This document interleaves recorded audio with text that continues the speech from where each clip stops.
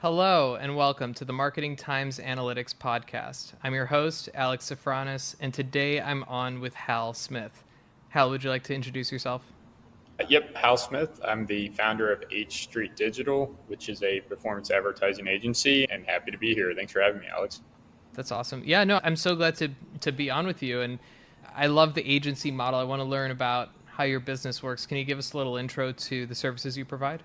Yep, as a performance advertising agency, what we do is we really try to figure out what our clients' customer acquisition cost is, and we work with a lot of direct-to-consumer type companies, so they're all B2C. So once we identify what that customer acquisition cost is, we work across all the major digital advertising platforms like Meta, TikTok, Google Ads. And essentially what we're trying to do is scale as much as possible in terms of spend while maintaining that target customer acquisition cost. And a lot of what goes into that is optimizing the creative inputs that go into these platforms, managing these campaigns for scale. And then once that traffic hits the website of our client's website, we're really focused on conversion rate optimization just to make sure we're trying to reduce as much friction as possible, increase conversion rates, and increase average order value. So let me ask a pretty basic question, but maybe it's not basic when you actually start to implement it. But how do you calculate customer acquisition cost? What the ultimate value of a customer should be? Yeah, this is a lot of work with our prospective clients. The first thing we try to figure out is what is their contribution margin. And so the most simple way of saying this is all in cost to actually produce and ship that product. What does that look like? And then how much profit are they making on top of that? After that, we want to figure out the profit margin they want to make plus our fees plus advertising costs, right? And then that is effectively what their customer acquisition cost should be. Another way of looking at that too is based on more of a recurring or subscription model, which is more looking at the lifetime value of the customer, right? And then we'll also factor that in for clients that are more heavily focused on recurring customers. Do you use any particular tools to measure customer value, or is this very manually calculated? Yeah, you can use tools. Like there's plenty of analytics platforms out there. We don't use any specific tool. It's more manually calculated. And so what that means is we effectively, for the most part, we'll go into a Shopify. We'll export all the customers. We'll identify unique customers, typically by a unique identifier like email address. And then we'll see when they made their first purchase and then the subsequent ones, right? And we'll see the time frame in which those purchases were made. And then we'll use that to develop that lifetime value calculation. So I want to ask about how you break through the noise, because it seems like there are so many different agencies. How did you find your differentiating point? This is a great question because I think it's something that you constantly work on. There are three main elements, I think, to what we do as an agency that is different. The first one being is the team's experience. So I've intentionally gone out and recruited and hired people that have a massive amount of experience in the direct-to-consumer space. And what does this mean in terms of numbers? The collective media spend managed by our team members is over $500 million, right?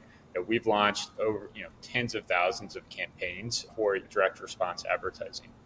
And then we've generated what it's easily billions of dollars in revenue from managing that scale of campaigns. And so the team that we have, they've just worked at a level that most people haven't, right? And I think the important thing with that for us specifically on the performance side is the scaling process. So most people have not experienced taking into account from spending about $10,000 a month to over $1 million a month, right?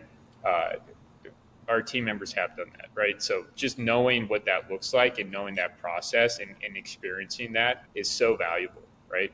I think the second thing is we're heavily, I would say, like metric focused and analytics focused. So we have very enhanced reporting platforms that we look at to optimize our campaigns. And we have a very kind of lengthy naming convention and UTM development process, so we can test lots and lots of different variables and look at it in almost real time in terms of performance. And I think within that too is a lot of our decision making around optimizing campaigns is very focused on what we say is like an expected value calculation, right? And so what that is, it's not really throw it against a wall and see what sticks, but instead we have a percentage likelihood of success And then we have a number that's assigned that we think the impact will be. So for example, we're running 2 creative tests. We have one that is an iteration of a known well-performing ad, and then we have something that's a net new big swing ad. It's a totally new concept for the account. We'll assign a likelihood of success for the iteration versus the net new ad. And then also what we think that will make in terms of impact on return of ad spend, right? And so that allows us much better decision making and much more accurate optimizations. And so I think that allows us to scale much faster. And then I think the final piece really is our ability to move really quickly, our high velocity of testing, and then our communication cadence with the client. So most agencies will have a monthly cadence and they have a few objectives they try to get done during that month. We're doing about 3 to 5 optimizations per platform every single week, and we're quantifying our expectations around it. Then we're going back and seeing how we've done, and we're making sure we're always tracking that. So I want to talk about something that I'm personally trying to figure out a more optimal way to do, which is how do you measure the effectiveness and the return on ad spend for lower funnel marketing? And Yeah. the reason and let me give you a little bit more context to this. If you had to, there's different ways to measure, like in terms of how many people you're convincing to purchase that wouldn't have purchased otherwise. That's what it's going to give you success measurement for. Or you could look at how many people you are literally getting to purchase, how many people are clicking your link. And and you can even measure the incrementality around that. Are you actually causing people to purchase that otherwise wouldn't? Or are you really just attaching to inevitable customer journeys? However, there's benefits to that too. If you route people to a call center, they can close those individuals at a higher rate, and there can be a lift from that perspective. So what is the approach that you take to optimize or to measuring the return on lower funnel ad spend? Yeah, it's a great question. That's, I think, the $1 trillion question in advertising today is really around attribution, and then lower funnel specifically. I actually think it's significantly easier to track lower funnel than upper funnel, right? There are a couple ways we do this, and nothing is 100% accurate, right? So we have to first just recognize the reality that we're never going to be 100% on this. But I think if we can have some fairly high degree of accuracy, let's say like 70%, we're pretty comfortable with that. But where do we start? We start with last click UTM based reporting, right? So we go into the source of truth, which typically is a Shopify account. We have our UTMs that are assigned to specific ads and campaigns, and then we pull the revenue out that's associated with that, right? Typically, what we're able to do is parse out what campaigns, because of our UTMs, that's attributed to. So to your first point, selection effect, right? These people might have made that purchase anyway without seeing our ad, right? How do we hedge for that? I think the important thing is how you do things around exclusions for social ad campaigns, right? So you're excluding existing customers, or you're excluding people that might have viewed a page before. You're at least assuming in some degree that it's net new people who have not previously seen an ad, right? And you can even do exclusions based on a view, right? Then you can do that on like the search side too, where you're not bidding on brand keywords. You're bidding on, I would say, tangential keywords, right? High intent tangential keywords. So if you're selling sunglasses, you're not going to bid on Ray-Bans, but you're instead going to bid on best value sunglasses, right? And so that could be just someone that's shopping around and they're not necessarily looking for your brand specifically. I think the other thing too is what we try to do is instill like a third-party app for attribution. And so what's common in the direct-to-consumer space are 2 platforms. One is Triple Whale, another one's Northbeam. But they do have some modeled attribution where they can show you that this is like net new, prospecting. It's new customers, people who have not previously been associated with your brand, and you can attribute that to lower funnel. And I think the third thing is being smarter about your pixels on ad platforms. So like what you're seeing on Meta or Google ads, and trying to hedge for that as much as possible in terms of pixel attribution. So what we do is a 1-day view, 1-day click model. And so the idea is they saw that ad within 1 day, or they clicked on the ad within 1 day, and that's how we have an attribution, right? So we try to zoom all the way down to the most, I would say, like narrow lens you can. And so what we do what's effective by doing that is we're not reporting necessarily all the revenue that's being driven from our campaigns. We're only reporting on a percentage of it, but it's the safest way to measure that the impact of your lower funnel ads are actually driving that revenue, and you can extrapolate a little bit of like larger revenues being driven by it, but it's just not in that very narrow window and way of looking at it. But the kind of selection effect side of things is really interesting and hard to manage on the lower funnel side of things. I don't think anyone has really figured it out that well, but I will say in cases where we really want to hedge for that, what we've done is, oh shoot, I can't remember the name of the actual like technical name for this, but you spoke on this a little bit, but we'll exclude a number of states. So what we'll do is if we want to do this Testing versus control. Yeah, exactly. And so we'll take a list of states and we'll just split them up based on like their overall like performance, and then we'll just exclude one set, and then we'll run ads in the other and just see how it does. And we've always seen a lift with that, so we know our ads are driving revenue, right? And you can do that within ad platforms as well. Meta offers this as a solution that you can actually sign on for. And I think there's limits with doing that because you do have to be spending at a relatively high volume, but they do offer that as a product. Yeah, thank you. Yeah, and I totally agree. I think that the missing piece, and this really is, I think, an industry-wide challenge, is understanding the lift of driving traffic to a direct sales site versus letting the customer close on their own, and then factoring that into the calculation for incremental impact. Yep. So even if you're not driving a lot of sales to be done that weren't done otherwise, you're driving a lift in value of the sales. And that should also be a big factor in how the tactics are quantified in terms of success. Yeah, I think one thing I actually missed that is helpful for us too is we do post-purchase surveys, right? And then you get to ask them like, what was the reason why you made this purchase today? And then list the items, and that's been helpful too.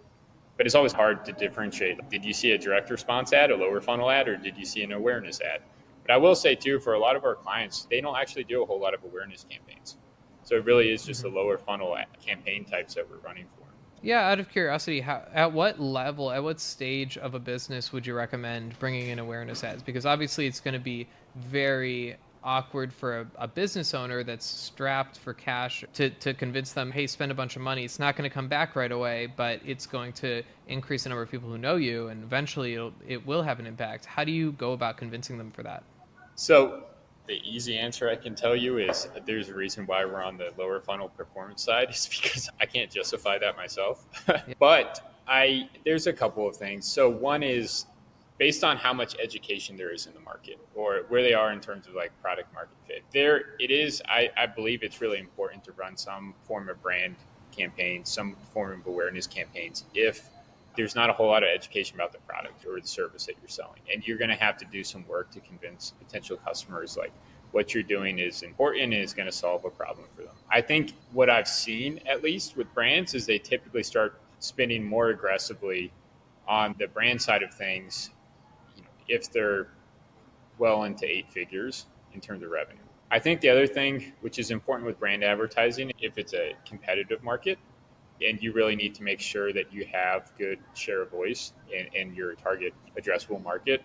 And then I think another thing which is important too for brand advertising is if you're also like I would say like a market, you're breaking into a new market or you're creating a new category, and you have to you want to take up as much market space as possible before a competitor hops in. And I think it's size of brand, but it's also too, I think context is really important in what you're dealing with in terms of the business opportunity.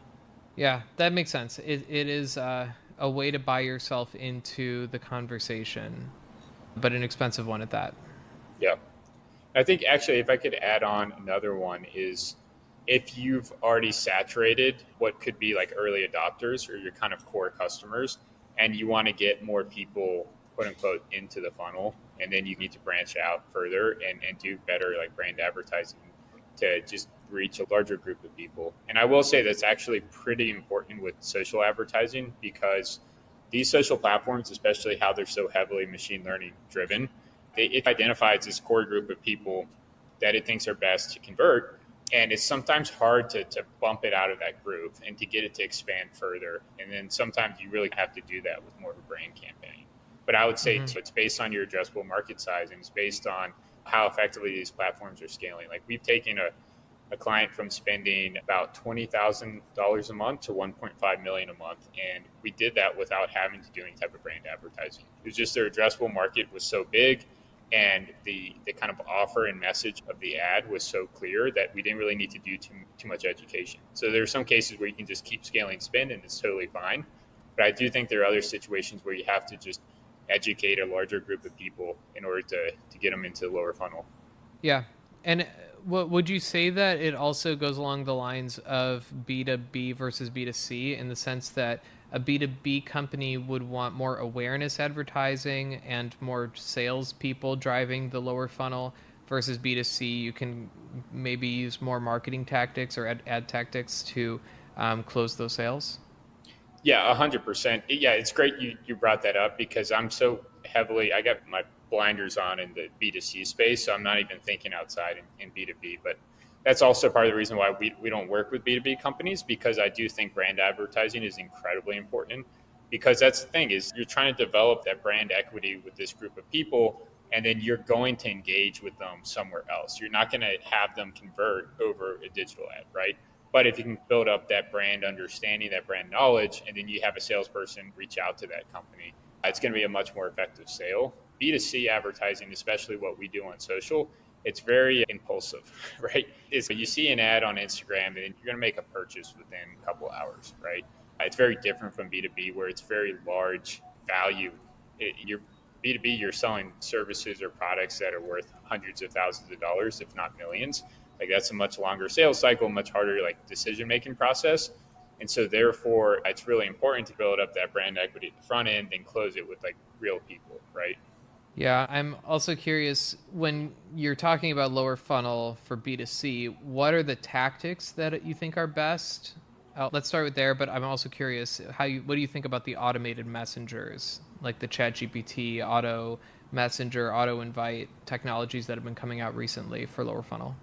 Yeah, I guess maybe on the auto messaging side, maybe I'm not as aware of this, but what do you mean by that? So it's like you can engage with like a brand's like Facebook page, and they have a chat bot that will close Yeah. them, or yeah. Yeah, they exist on multiple social networks. I've been using one on LinkedIn that I'll just search in the search bar marketing director, and it'll pull up the list of people, and then it's a web bot that will go down each person, and it will invite them and create a custom invite for them.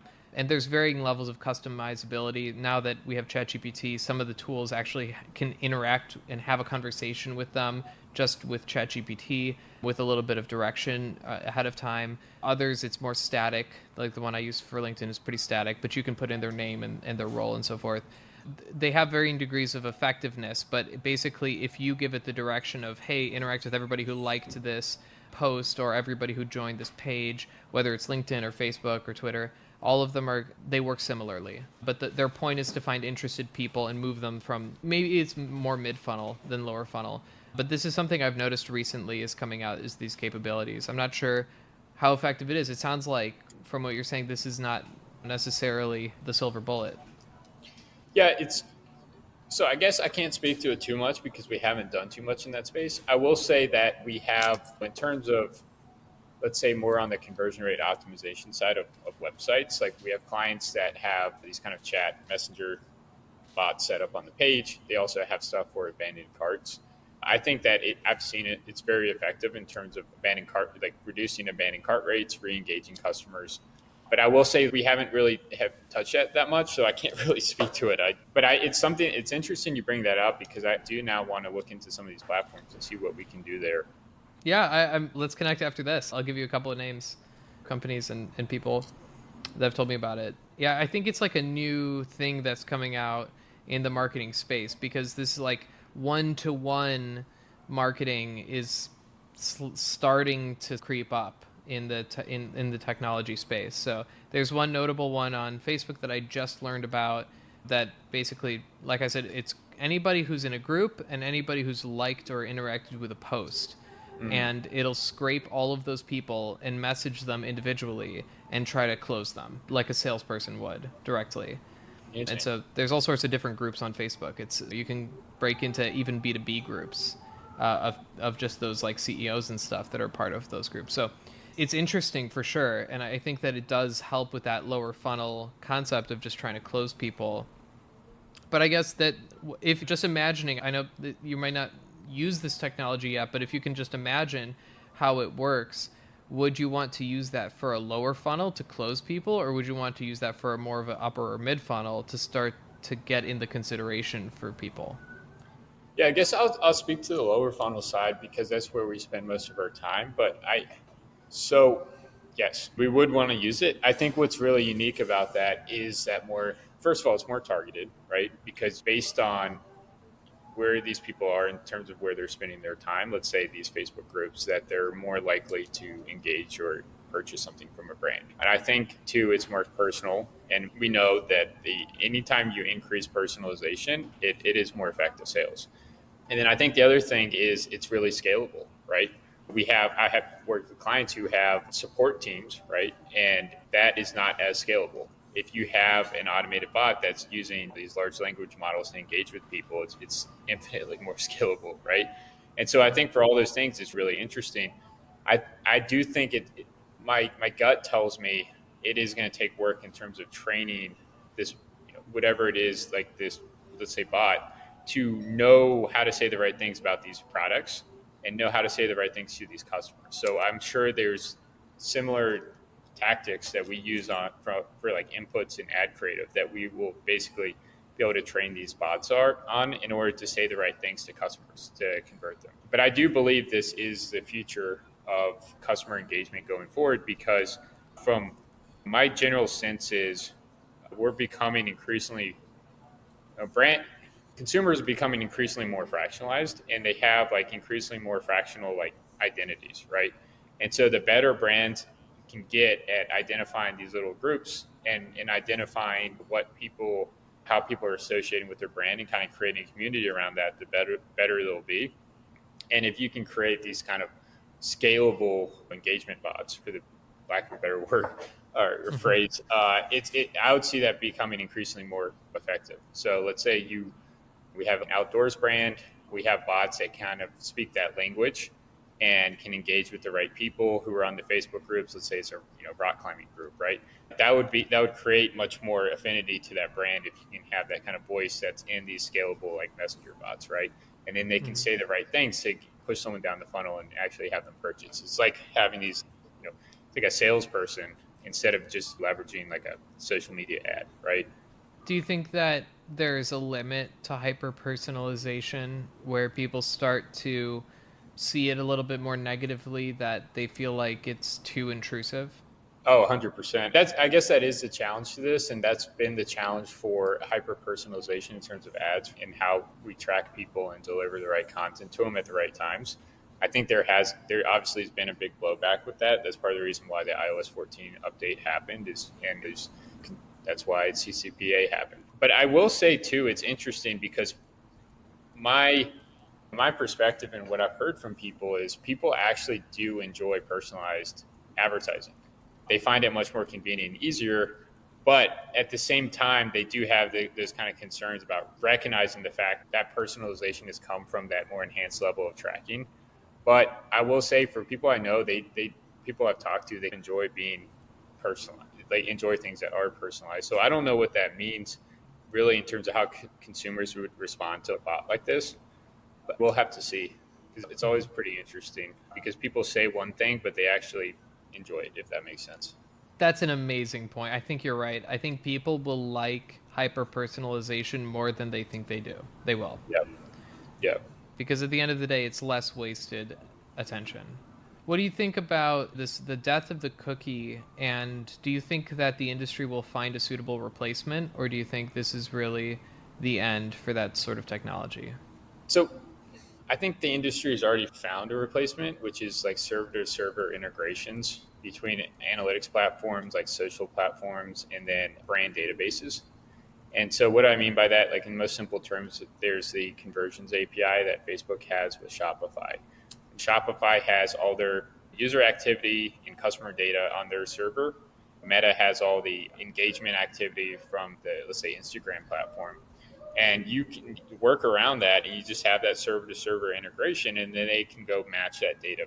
And Okay. we already do that. That was a workaround for iOS 14. I think increasingly people will try to figure out other things like that. I think cookies have always been relatively inaccurate. there's another thing too, which is like identity graph mapping, right? And there are data companies that are becoming much better at that, and that kind of sits within that, let's say, third-party data provider. They can do that in absence of cookies, and they have data sources that they're piping in and matching consumer behavior and data within their own warehouse. All it does is, I think, it actually creates better moats for data companies, and they can do a better job leveraging that internally and then selling it to advertisers, for example. But I don't think, I don't know. We'll see. But that's what I just believe. It's data will be more siloed and protected at the end of the day. That's effectively what's going to happen. But I do think the way that data is collected is still happening, right? iOS, for example, they had the iOS 14 update, which basically cut access for all these other platforms that are on iOS devices.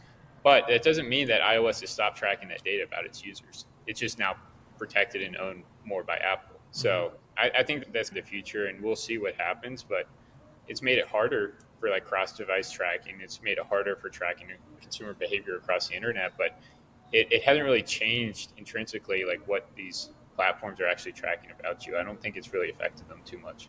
That's really interesting. The last piece of that too is I think it's forced these platforms to build better predictive models, right? And so with that too, it's like maybe they're not getting this direct one-to-one data transfer, but they're doing better jobs of having like ways of modeling behavior, right? And I think that's more of the emphasis today. Yeah. Speaking of which, with your company, do you do direct mail prospecting? No, we don't. It's actually interesting. It's a lot of people have switched back over to that, and it's actually really effective today because there's a time where everyone got tons of junk mail, and then it all disappeared. And then I know a lot of direct-to-consumer brands have gone back to direct mail, and it's actually working really well for them, just because there's a little bit of a vacuum right now. Yeah, I think that's interesting, and it's cool that aside from all of the digital privacy stuff that's going on, there's still this old industry that just keeps on kicking of maintaining a prospecting database of everybody that can be sold to. And it's interesting how it's just existing in parallel to this massive cyber universe that we're also operating in parallel. Yeah. Yeah, and direct mail has always been very invasive in terms of the data they collect on people. And it's also too, because I just believe, I don't directly work in the space, but I've always believed just from talking to direct mail people, but there are generally less restrictions around collection and transfer of data. So I don't know, but it's just not as obvious. And at the end of the day, someone gets a piece of mail, they throw it away and they forget about it. But I think when you're repeatedly reminded by digital ads of like how you're being tracked, it becomes a little bit more salient for you, right? So back to the actual sites or social media sites that you find most effective for lower funnel. What is it, Instagram, or what would you say, or what's the determining factor for which social network to go with if you're trying to do lower funnel marketing? Yeah, the biggest determining factor for the success of a platform or one of these social media platforms is for us, it's just how effective we are at scaling spend around a target CAC, right? So that's the only thing for us. We will incrementally scale up spend when it starts working, but we find sometimes certain platforms do better than others for specific brands. Now, that being said, there's a pretty common distribution that everything falls into. And I would say generally it's about 40% on Meta, so Instagram and Facebook.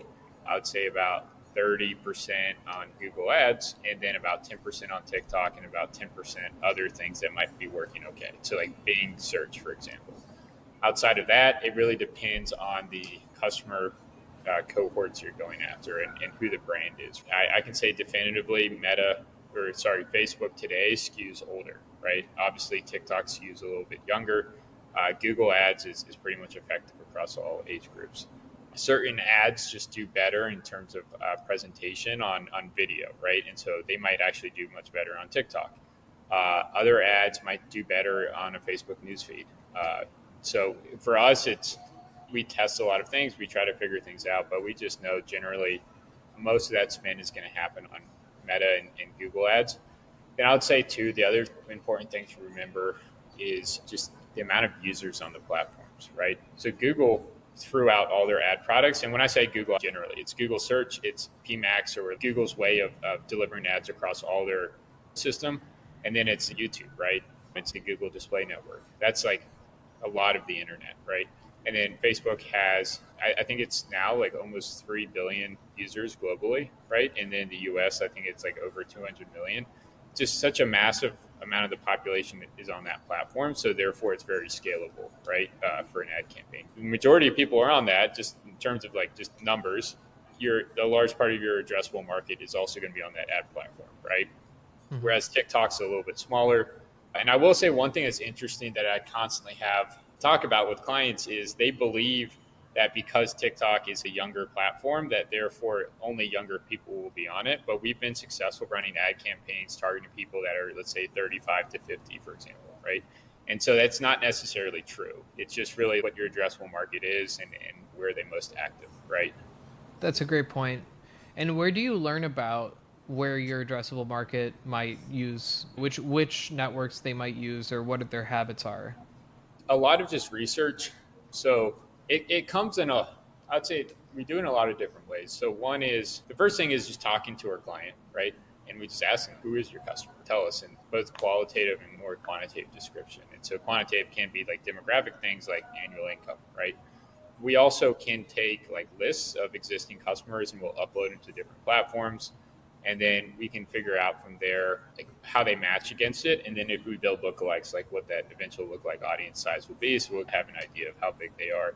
But we'll just do a lot of research based on the product. So let's say we're selling something that's for parents, right? It's maybe like a child care product, right? We have a client that does that. It's pretty clear to us based off of that. It's okay. So like, where are they most active? What demographics can we pull from that?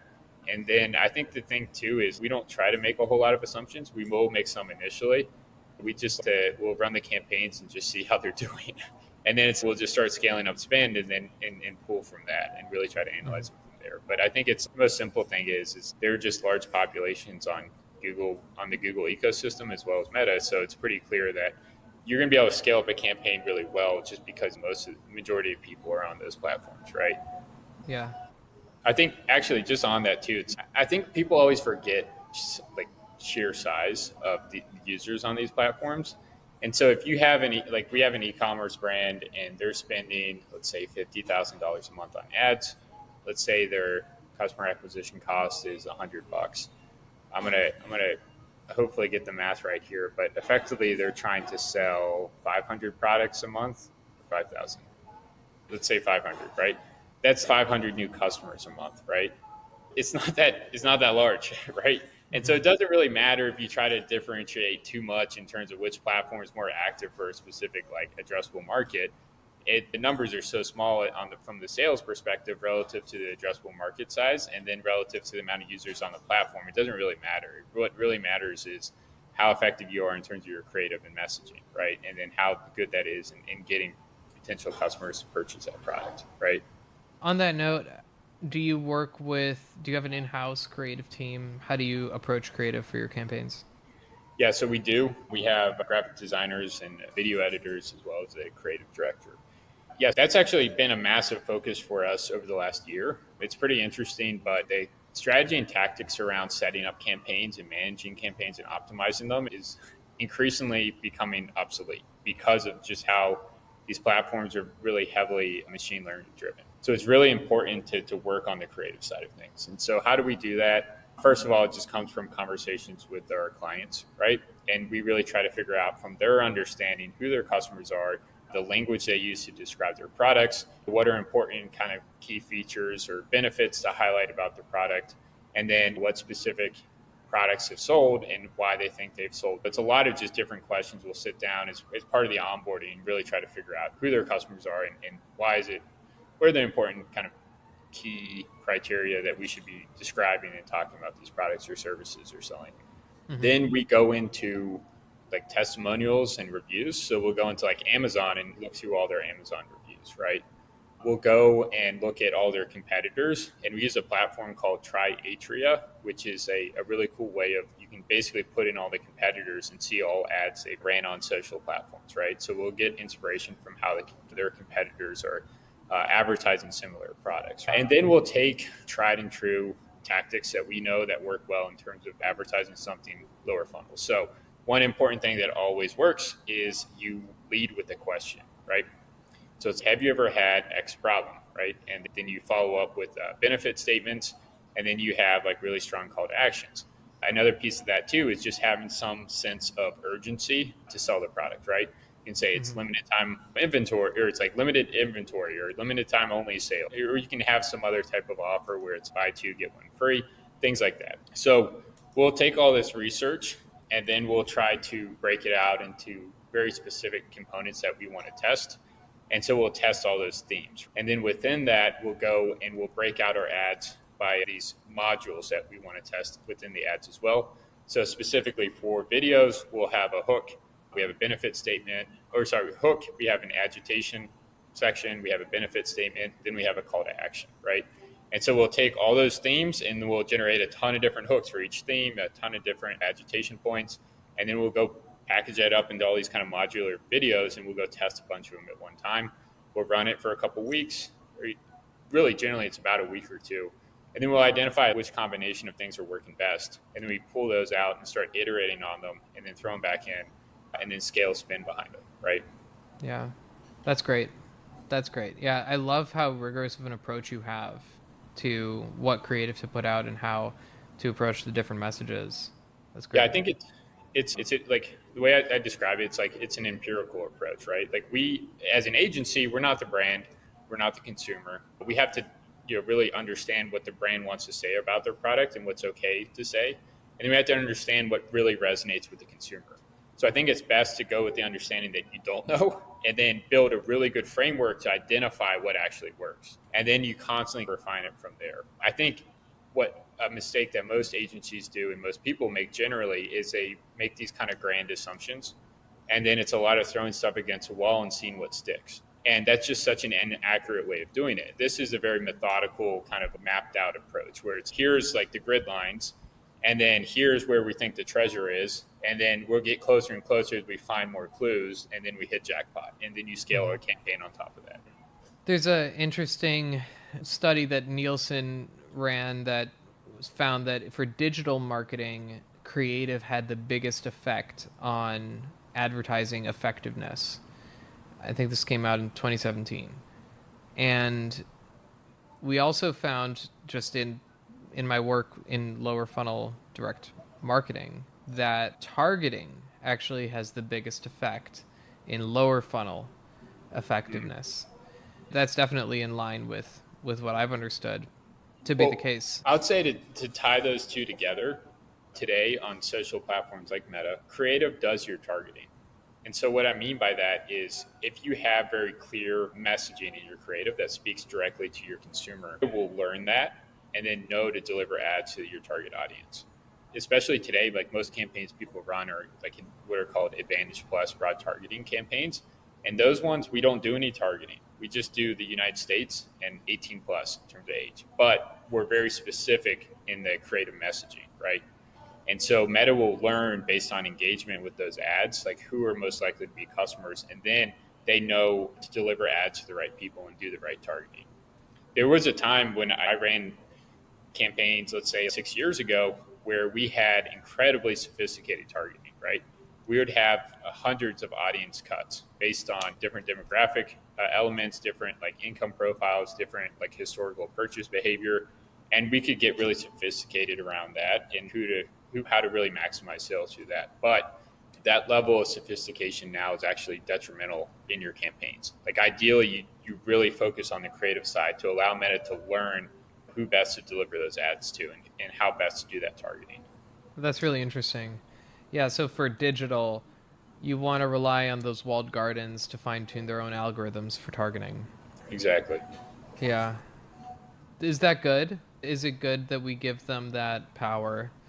Or do you think that's a little bit imbalanced? Oh, it's 100% imbalance in favor of these platforms. And is it good? So the interesting thing is, what's the alternative?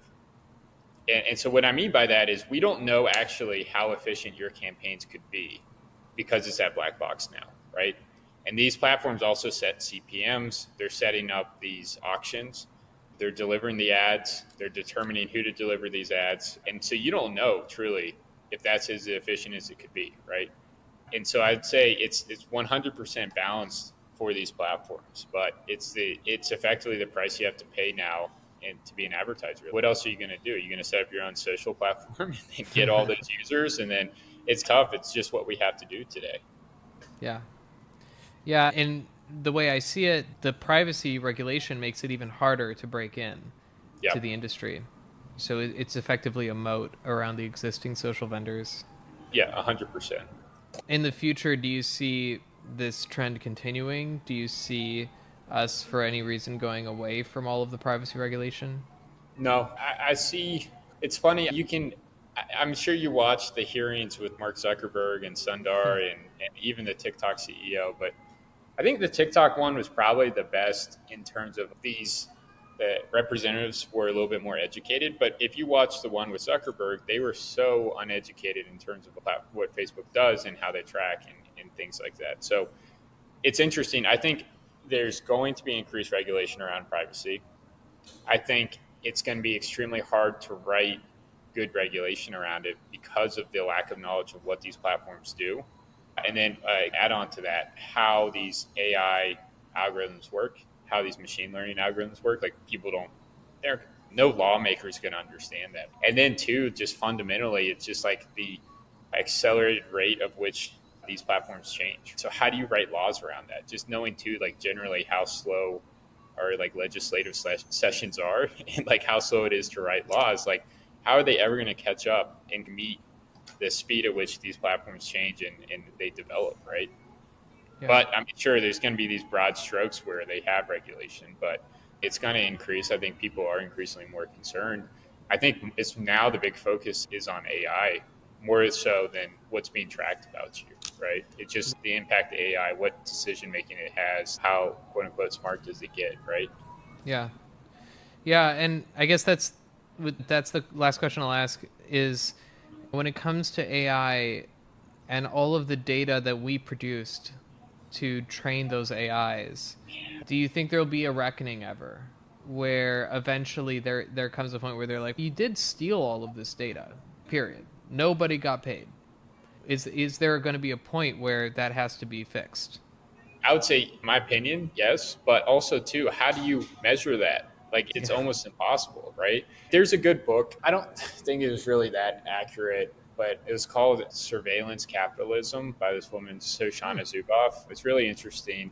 She wrote it, I think in 20 is when she published it. But she talks about this a lot, where these platforms have collected a massive amount of data on us and profited off of it. But more importantly, they're effectively doing what could be considered like futures trading. And so what I mean by that is the value of this data collection isn't necessarily the data itself, but it's the predictive behaviors that they can then understand and then monetize that, right?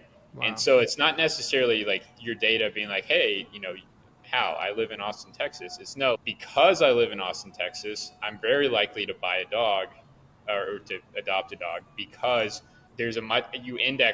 Austin indexes really highly for dog ownership. And so therefore they know because I'm most likely to adopt a dog, I'm going to buy a dog bed. I'm going to start buying dog food. I'm going to whatever. And so that is a true value, right? And so then it's how do you measure that? Because you're measuring like predictive behaviors, which isn't 100% certain. But then that's much more valuable because they're effectively going to monetize the rest of my life based on decisions they know I'm most likely to make into the future. So how do you measure that? So that's a really tough thing. And I think the more sophistication AI has is the more it'll have clarity in terms of people's like decisions over their life and specifically purchase decisions, right? How do you measure that? That's an insane amount of value. Obviously, you're not going to get paid for that. Yeah, it's very Minority Report vibes. Yeah, that's so interesting. Oh, I love how you put that, because that is really the value. It's not just the information. It's what the information tells you, and it tells you where to point your media and your advertising so that it provides a lift to the people that are going to purchase, the people that are in the consideration set. Yeah. I love that. This has been such a great conversation, Hal. I want to thank you so much for joining and for sharing.